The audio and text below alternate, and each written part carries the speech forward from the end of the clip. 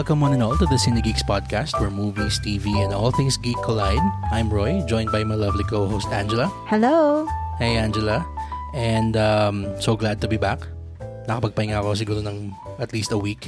And the drag geeks took over. I know. I had a very fun time listening to you talk yung about episode 2, 3, and 4 Yes. of Drag Race Philippines.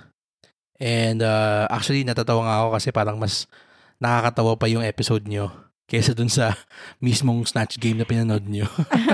Kasi nag-Snatch Game din sila dun sa last episode. Yun na nga, exactly. So shout out to Norman, Mason, and Jello. Yes. And they'll be back soon. Oh, yes. Watch out for those 3 to make their fabulous comeback sa next episode. Our Cine Geeks on Drag. Yes, that's right. So, for today's episode, we will be talking about the following movies. Okay, so balik muna tayo sa sine. First one is Gran Turismo, directed by Neil Blomkamp, written by Jason Hall, Zach Baylin, and Alex Tse.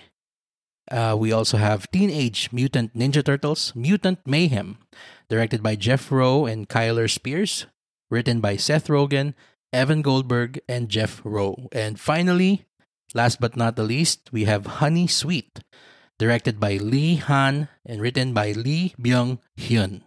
Yes, but before we continue, we'd like to remind everyone who hasn't done so to follow our pod wherever you listen to podcasts, Spotify, Apple Podcasts, and Google Podcasts, and set your players to automatically download our new episodes so you don't miss out on our fun Cinegeek conversations. Also, please don't forget to follow us on Facebook, Threads, X, aka Twitter, and Instagram so you can join in on the Cinegeeks conversation. Yes, that's right. Now that we have our housekeeping out of the way, let's begin with our first movie, which is again Gran Turismo.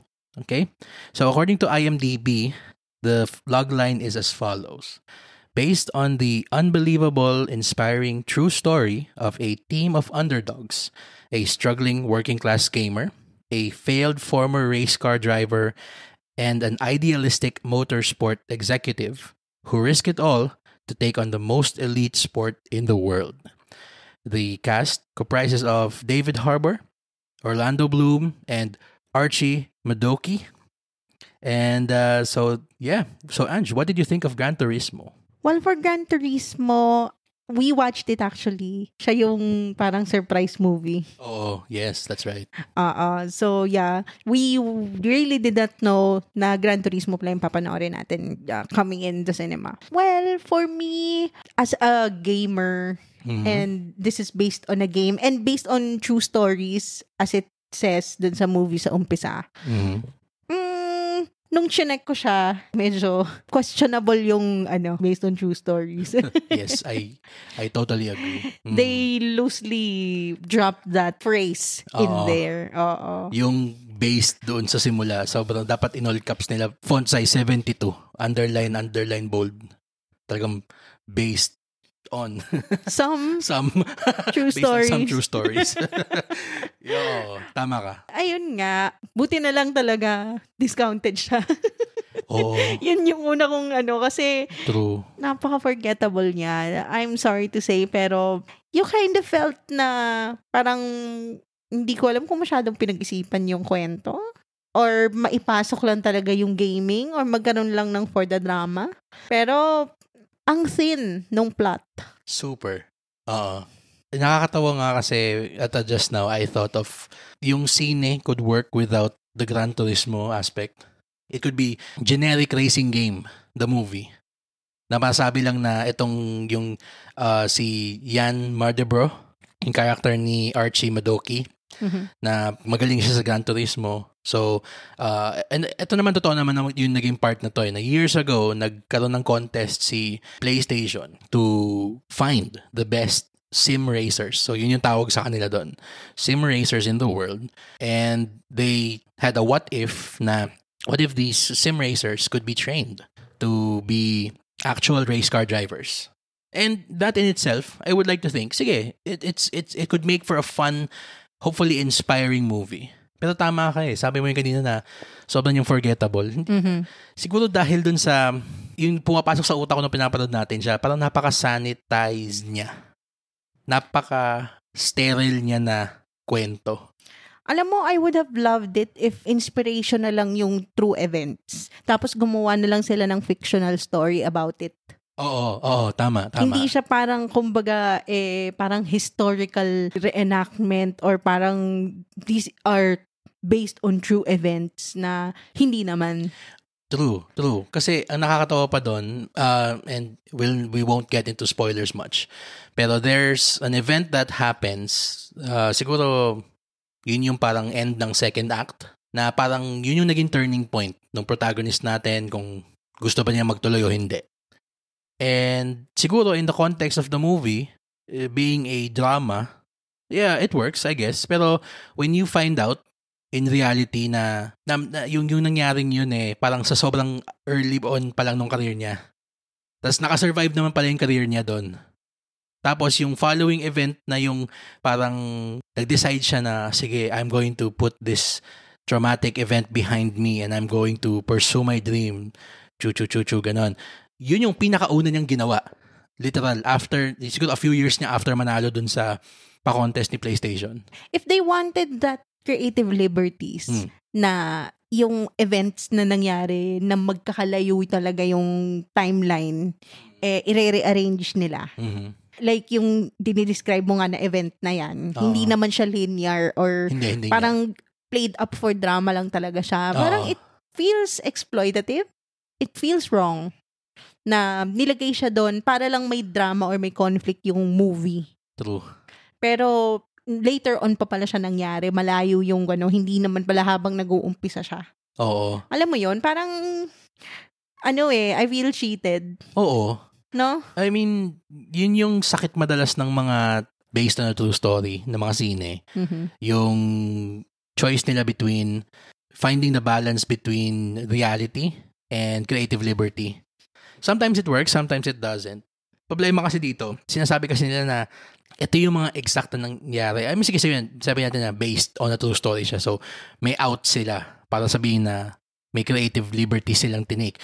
Pero, yung dramatic na flow, tama kayo, sinabi mo na parang it feels like cheating. Na if you look at someone's life and then, for example, sige, makipag-usap ko sa isang tao, tapos malaman mo yung buhay niya. And then, yung mga nangyari sa buhay niya, iiba-ibahin mo yung pagkakapwesto-pwesto ng mga events sa buhay niya para lang makagawa ka ng quote-unquote compelling na sine. Yun yung parang nangyari dito diba? Sige, in the process of watching the movie, we didn't know that. Pero parang afterwards, yun yung natin we love to dig deeper and find out the real story behind, these quote-unquote true stories. May isang website tayong favorite, yung historyversushollywood.com. Yes. Check that website out anytime you watch a historical movie. Or based on a true story movie. Kasi talagang hinihimay nila doon na nangyari ba to? Totoo ba tong character na to? Yung mga ganon. And we're at the age of internet. Exactly. I think hindi naman malayo yung possibility na i-check ng mga audiences yung veracity nung story, nung movie. 'Di ba? How it was portrayed. Oo. How it was told. Tama. Very recent events lang naman to. It's not like 20-30 years ago. Yun pa yung isang dun na sana man lang, tama ka sabi mo kanina, gumawa na lang sila ng bagong kwento. Nabase na lang dun sa buhay ni Jan Mardebro. Then you can say na it's based on true stories or inspired by true events. Yun, oo. Kasi at least there, you can just say na, okay, itong si character A, analog siya para dun sa taong ito sa buhay niya. Si character B, so on and so forth. Yung ganon. Para pag yung mga tao gusto nilang malaman yung totoong kwento, hindi siya parang retroactively na you feel cheated out of parang an experience of what you just watched. Just to relate or root for the main character. Oo, tama. Kasi nakaka-insult siya ng intelligence. Oo. Tsaka nakakasayang dun sa sa performances Ang ganda pa naman sana nung performance ni main character. Si Archie Madoki. Oo. Okay naman siya. Oo. Oo. Alam mong bago pa lang siya in the world of yung movies. Ramdam mo pa eh. Pero in portraying someone na parang katulad niya sa movie making, na yung baguhan pa lang, nadadala niya yung ganong klaseng parang kitang-kita mo na green pa siya, kita mo yung medyo hilaw pa, pero alam mong gusto niyang magpursige. Bagay sa kanya eh. Well, swerte siya kasi yung character na pinoportray niya, baguhan din. Sakto sa kanya, tama. Oo. So, it actually worked in his favor. True. Well, I guess David Harbour and Orlando Bloom were game with the script that they were given. Actually, nawiwirdohan ako sa acting ni Orlando Bloom. Parang weird, no? I don't know, I don't wanna spoil it. I don't wanna tell you what happens in this movie. Pero, ang weird talaga ni Orlando Bloom. Yun lang masasabi ko. Alam mo, may naisip ako dun sa acting niya, just now, na-realize ko. I don't know if you've seen, alam mo yung G-Force? Yung scene tungkol sa mga gerbil. Oo. Yung gano'n, nasa Disney Plus. Okay. Kaya ako siya binring up kasi yung character doon ni Tracy Morgan. Okay? Si Tracy Morgan doon, sobrang tumatak yung character niya sa akin na pinapanood ko nung dati kasi parang tuwing meron siyang sasabihing script, lagi siyang parang catchphrase. Na parang literal na yun lang yung script niya buong scene. Puro siya catchphrase. Tapos, wala siyang dinadagdag doon sa plot. Ngayon, yung kay Orlando Bloom, yun sabi mo, parang siyang ganun, dun yung nakakaano na, parang lagi na lang siyang lalabas para magbigay ng inspirational talk, lagi siyang lalabas para maging exposition dump. Wala siyang dinadala to propel the drama. Puro siya faces. He's always giving these faces na weird talaga. Wala ka siyang sinasabi eh. Puro faces niya lang, puro reactions niya lang yung kinukuha ng camera. I don't know what the director is thinking. Bakit niya sinama yung ganong mga faces ni Orlando Bloom dun sa dun sa cut niya. Pero hindi ko alam, hindi naman siya yung relatable character. True. And it's not like parang wink-wink moment. Hindi rin naman. Hindi nga. Pero at least kahit papaano, yung character ni David Harbour, actually siya lang yung saving grace. Yes. Nung buong scene. Yes. Talagang na typecast na siya dun sa parang si Hopper. Sa Stranger Things. Siya yung parang dad figure. Yung tatay na saksakan ng sungit. Yun na lang siya lagi. Tough love lagi, no? Technically speaking, I mean, wala akong masabi na masama. Kasi, I mean, exciting siya. Kung sa exciting, yung car sequences, yung race sequences, na-appreciate ko na nahanapan nila ng way to, I guess, put in yung mga Gran Turismo, yung game flourishes. Yung pag lumalabas, yung parang nasusundan natin kung nasan si Yan. Yung may mga first place, third place. Yung gano'n, yung sa kotse niya. Pero alam mo, nagiging staccato yung excitement, yung energy. Hindi nabibuild yung momentum kasi nga pinuputol nila. Tama. Yes. Thank you. You found the word. Oo. Yun. Staccato. Okay. It's okay, so this is their another musical term. Our Cinegeeks lesson, music lesson for today is, what is staccato, Ange? Alright. Okay. Staccato, performed with each note sharply detached or separated from the others. Ayun, sakto. Ganun siya. Yes. Oo. So, para siyang syllabicated, ganun. Putol-putol. Oo. Yun yung niya. Yun minsan yung mga scenes dun sa race. Kapag nagre-race na, pinuputol siya bigla para mag-pause, para ipakita yung position niya dun sa race. So, imbes na mabuild yung excitement and momentum mo as a viewer, tumitigil siya. Parang parang gumaganon. Para siyang parang to add to what you just said, I'm reminded of a far superior racing movie, the absolutely wonderful Ford v Ferrari. Okay? Yung mga racing scenes doon, hindi niya sinasacrifice yung sinasabi mo na yung geography setting. Yung para lang ma-set doon sa audience na asan na ba to si ganyan? Asan na ba to si ganyan? Hindi eh.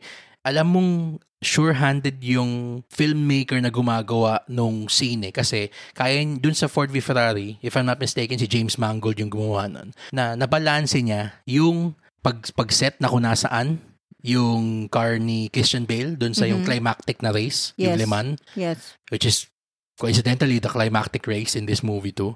Was Le Mans. The 24 Hours of Le Mans. That was gutsy for them Mhm. after Ford v Ferrari na sobra niyang ganda na Di ba? na depict sa movie. Yun na nga yung sabihin ko din sana sa'yo sinabi ko actually sa'yo after natin manood, na parang nakaka-disappoint yung pagka-portray nung 24 Hours of Le Mans doon sa sine kumpara doon sa Ford v Ferrari. Yeah.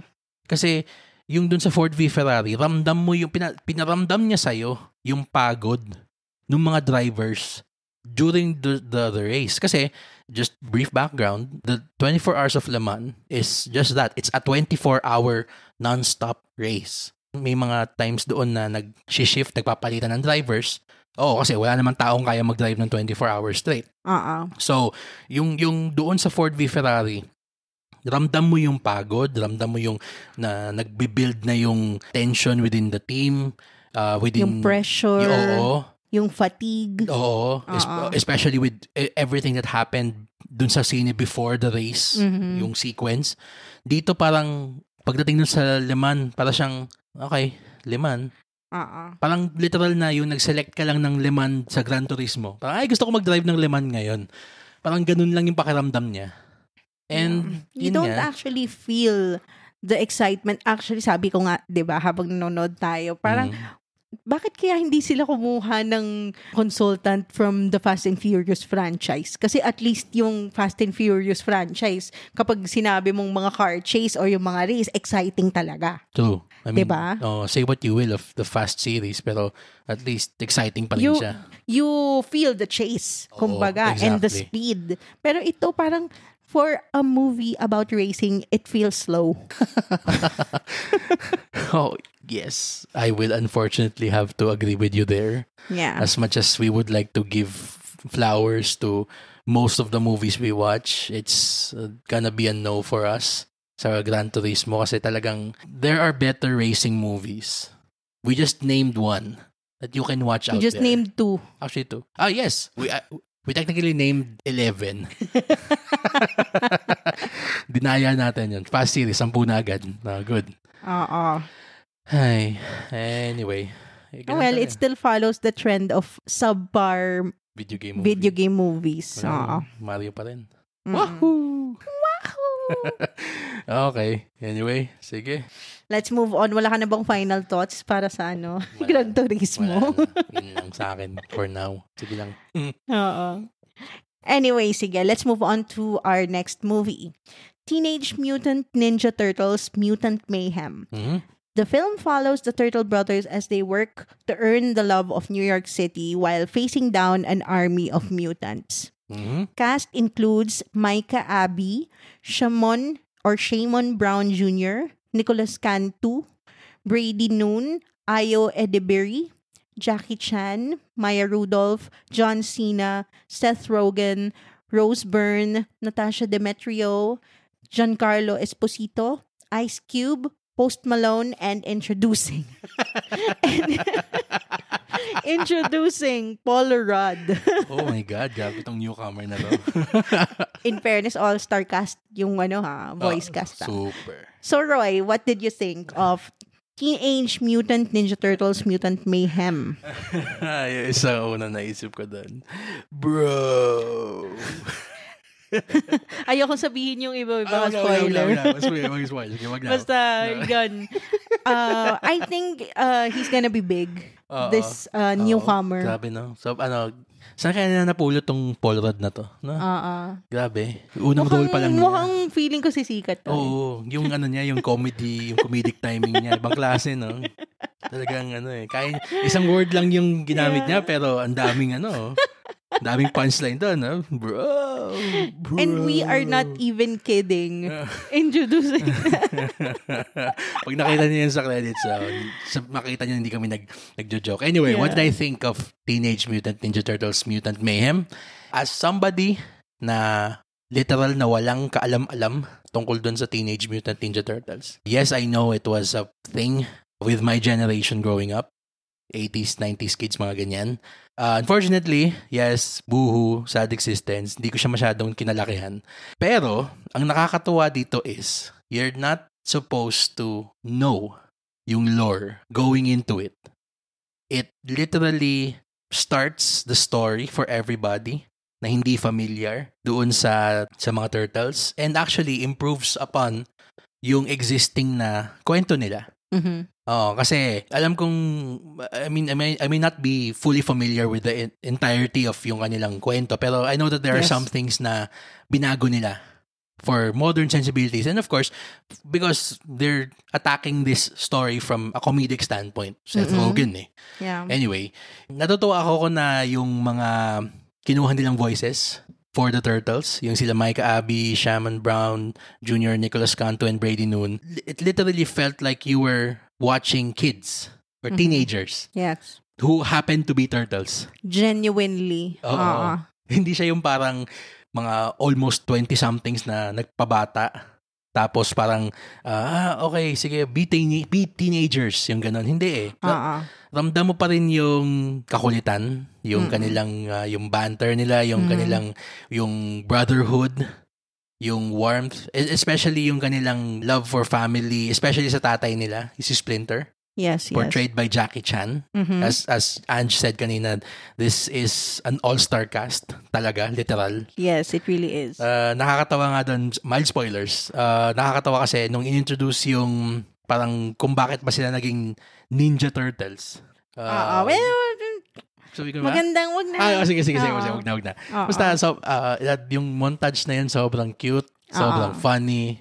Merong meta moment na parang, wait, Yeah. Yun yung training. True. Okay, anyway. Tapos, pati yung script na yung sinulat nila Seth Rogen and Evan Goldberg, along with Jeff Rowe. Sobrang niyang reverential. Ramdam mo yung love for the IP. Yes. And yung, na-appreciate ko din yung mga nods sa mga 90s kids, 80s, 90s kids.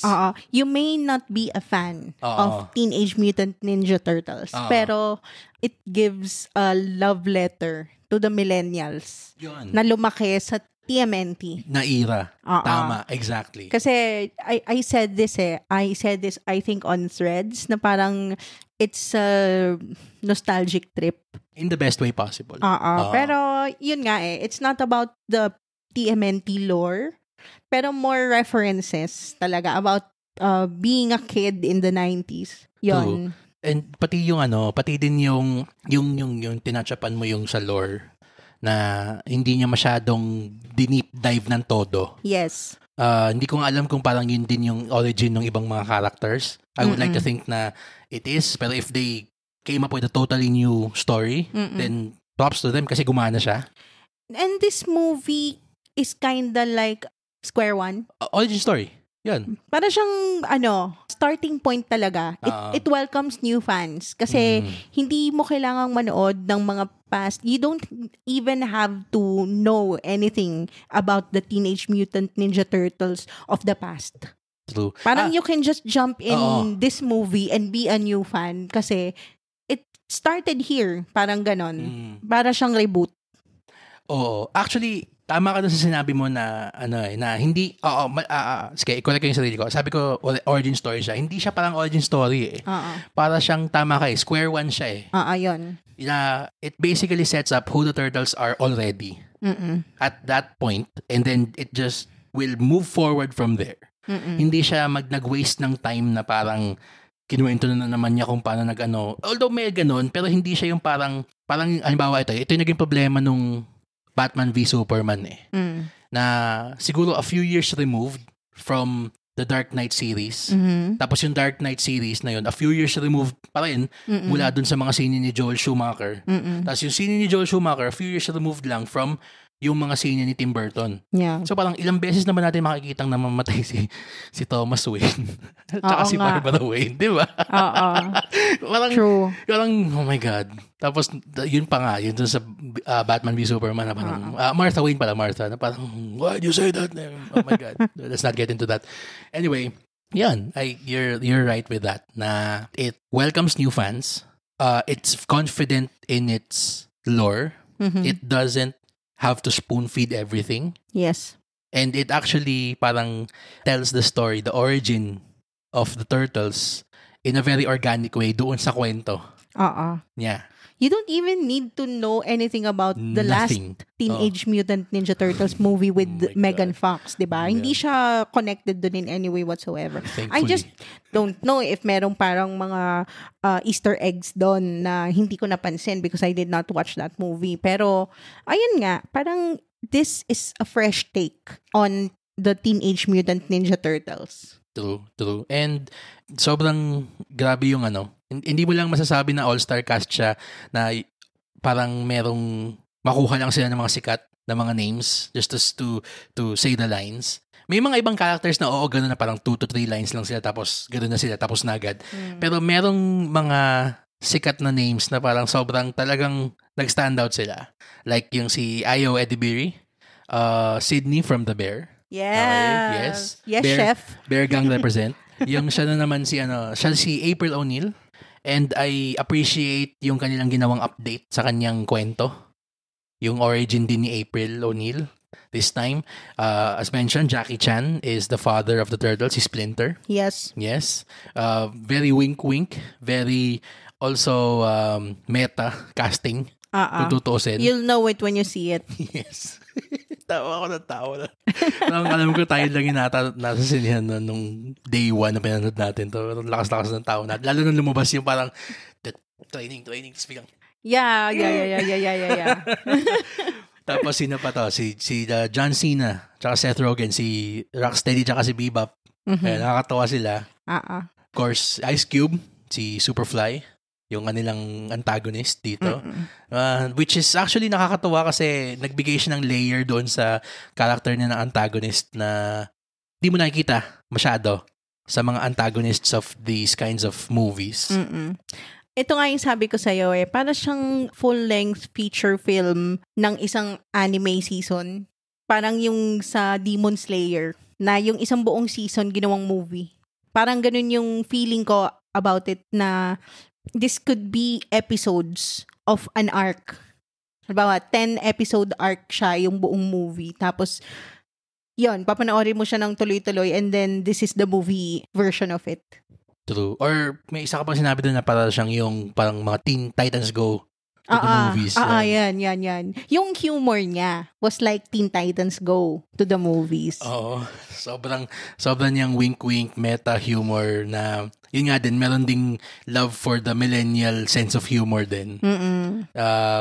Which is also which also includes rather the best use of What's Up Oo. by the Four Non-Blondes. Oo. Tawan-tawa ako doon. I love that part. Ay, nako. Talaga tong Paul Rudd na to Kabago-bago, galing agad Oo. Diba? Bro. Yo.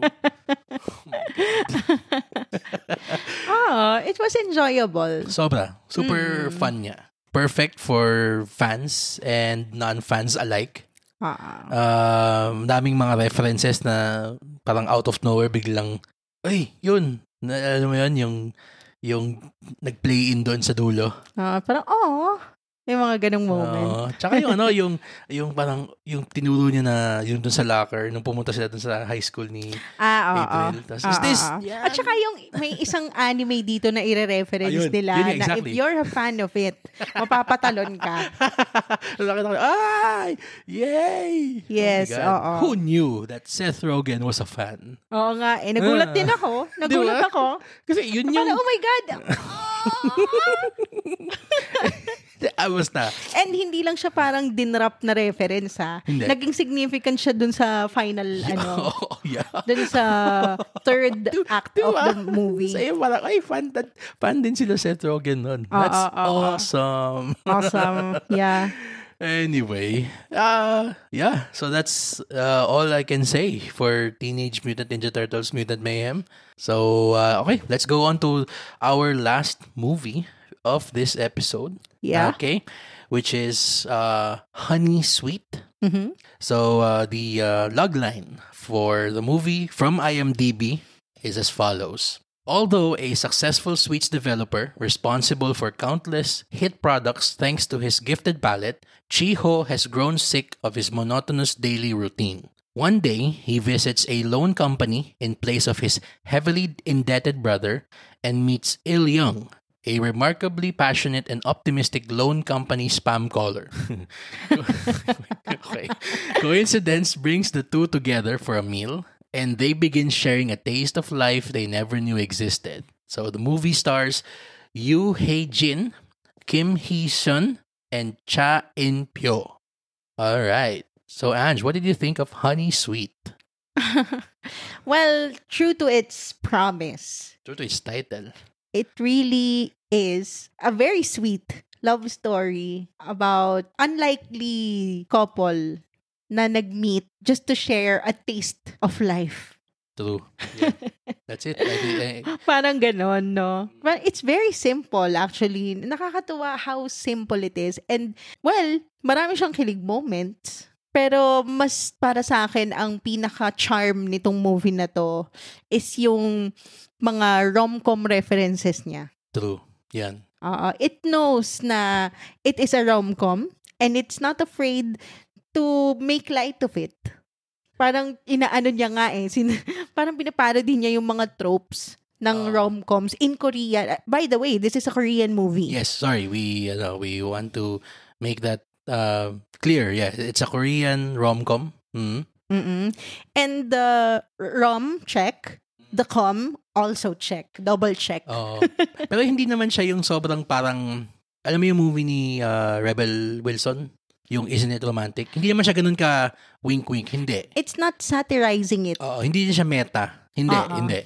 It's a movie that knows its tropes. It knows na may mga times na may magkakaroon ng realization conversation. Yung bidang guy and bidang girl. Mm-hmm. Set to a background song. Yes. Yung mga ganong moments. And it plays with that moment in a way na it still has its cake and eats it as well. Ganon siya. Yun. Alam niya na kung gaano ka-ridiculous yung ganong premise na nangyayari. Pero naipapasok pa rin niya in such an organic way na hindi siya parang eye-rolling. Na instead, pag nakita mong mag-play out yung moment na yon, parang, ay, ang galing, naisingit pa na naipasok nila. Ganon. It's not making a joke out of the rom-com genre. Hindi. It's just making light of it. True. And recognizing itself as a rom-com. Yon. Kahit yung mga meet cute and yung mga pag-profess ng love, yung mga songs nga, it becomes diegetic. Diba? Parang, it's cheesy movie, rom-com. And it knows that it's super cheesy. And it wants you to just go with it. Parang ganun.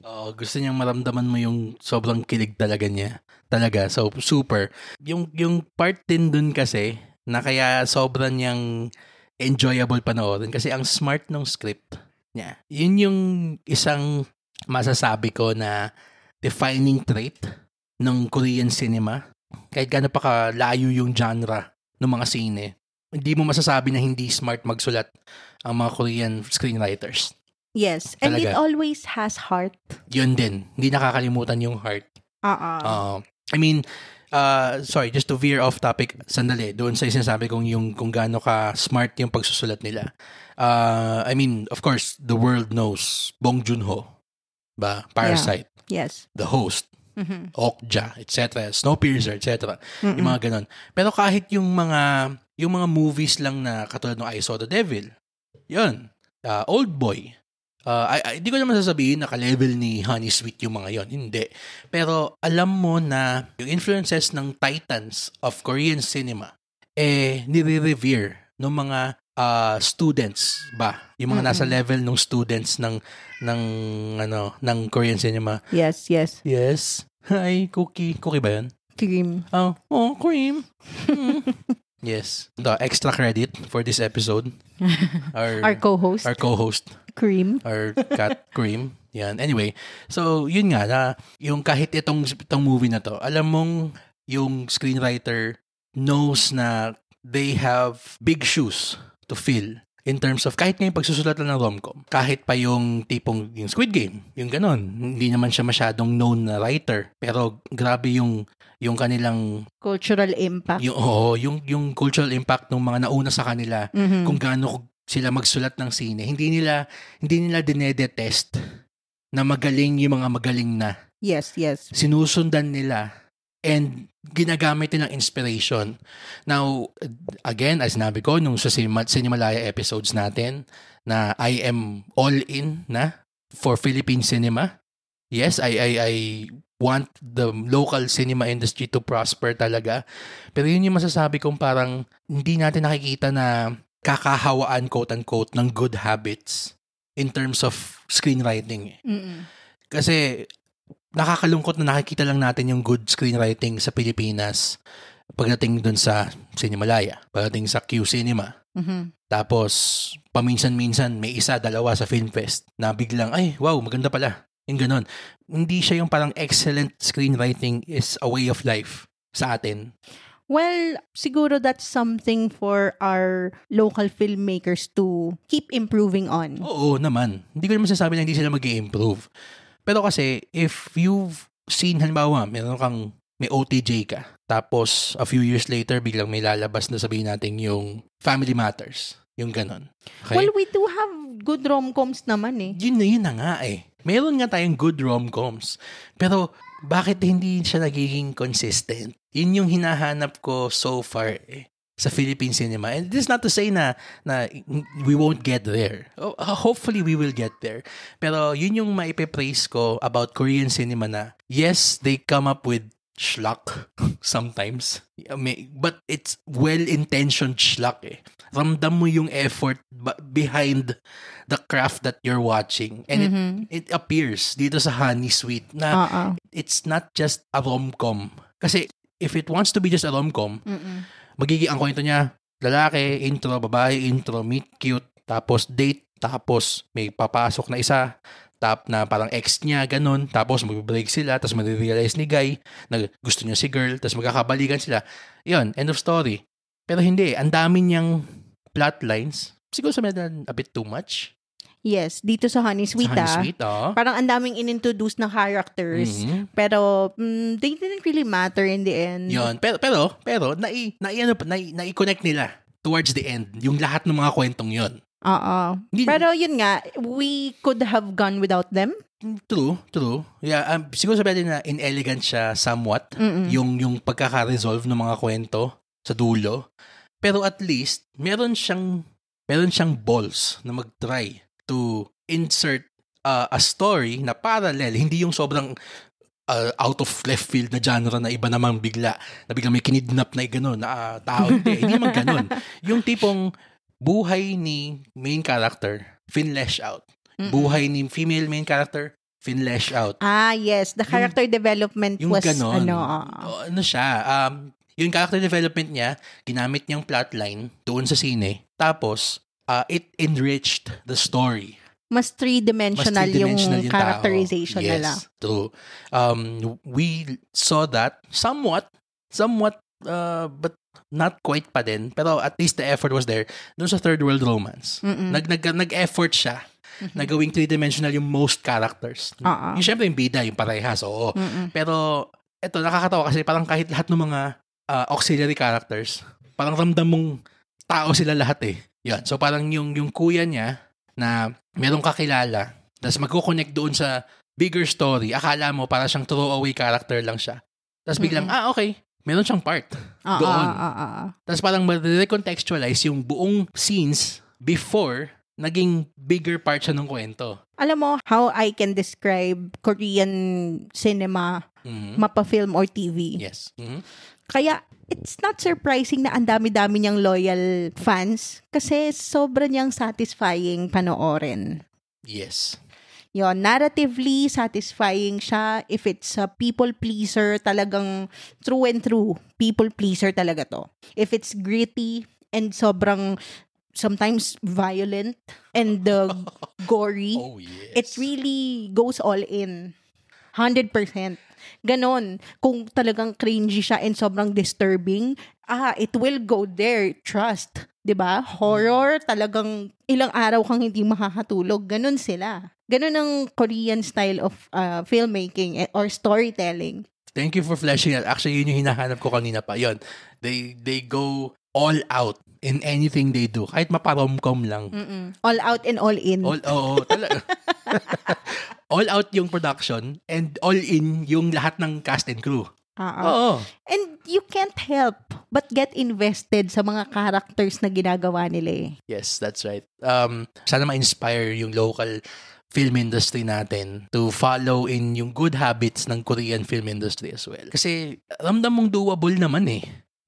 Kasi hindi ko naman sasabihin na wala tayong magaling dito writer. Ang dami-dami nating magagaling na writer dito. It's just so unfortunate na we're so bound sometimes by the need to be commercialized. The need to follow the needs of the capitalists. Well, siguro ang masasabi ko to our locals is you don't have to look at Hollywood. Just look at Korean filmmakers and yun. Even Hollywood looks up to them. Diba?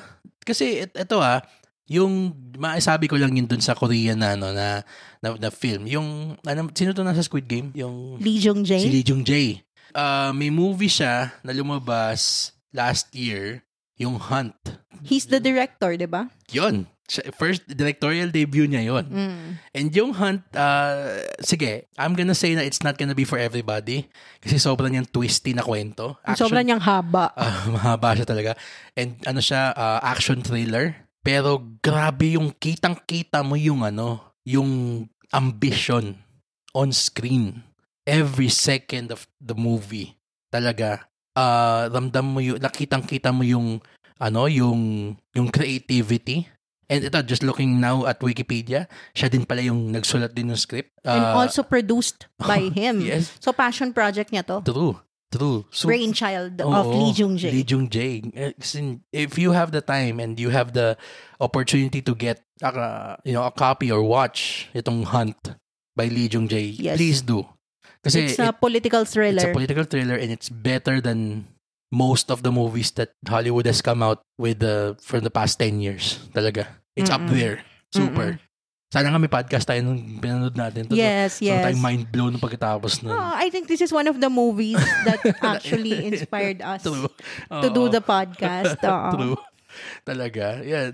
Just going back siguro to Honey Sweet. Ayoko naman ma-discarril tayo masyado. It's a very sweet, no pun intended.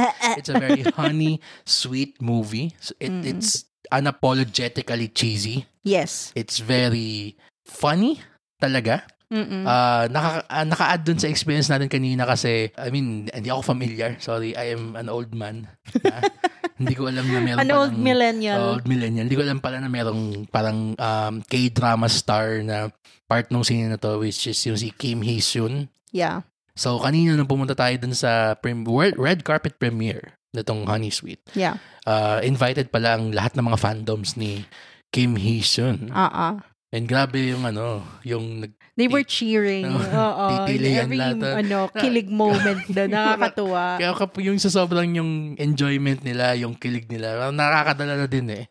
Yun. So hopefully mapanood niyo tong movie na to with a full or siguro somewhat full movie house. Kasi it's not just a fun movie, it's also a fun movie going experience. Kung game yung mga kasama mong manood na madala nung romance and nung sweetness talaga nung siya. scene. Talaga, super. Ikaw, anything to add to that?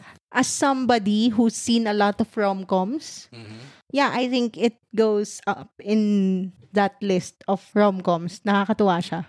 Would you say na it's one of the best Korean rom-coms ever? I haven't seen much, but it's up there it's for up me. There. Okay.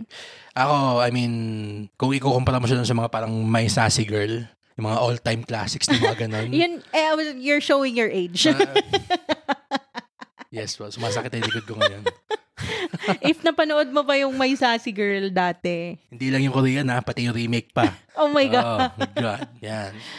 Masakit na likod mo. Masakit na likod ko. Okay. So yeah, that's it for our movies. Gran Turismo, Teenage Mutant Ninja Turtles Mutant Mayhem, and Honey Sweet. Yeah, medyo naipon kasi No. Nag-drag race tayo, Oo, literal. I mean, whenever the drag geeks ask me to give way, I will 100% give way. No problem. Yes, but the drag geeks will be back soon. Yes, excited So ako. watch out for that. Mhm. Yeah. We'll be here the entire season of Oh, Drag yes. Race Philippines. Oh, yes. So Cine Geeks, if you've seen any or all of these movies, please share with us what you thought about it. Comment it on our social media. Again, we are on Facebook, Instagram, and Threads, and X or Twitter at Cine Geeks Pod. For my co-host Roy, this has been Angela. Thank you for listening to the Cine Geeks podcast, where movies, TV, and all things geek collide.